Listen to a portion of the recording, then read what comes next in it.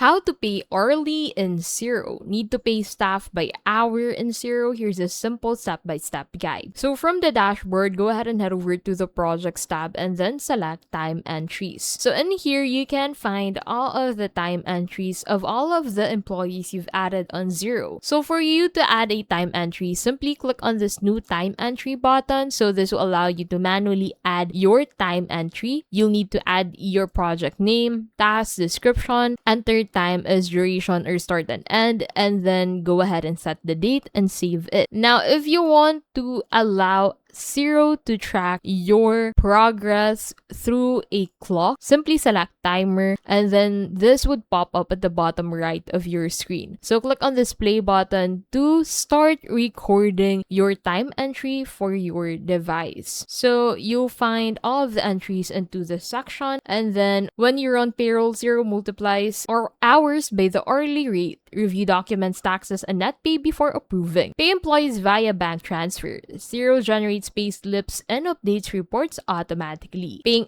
hourly in Xero is easy. Set up payroll, add employees, enter timesheets, run pay, and generate pay slip.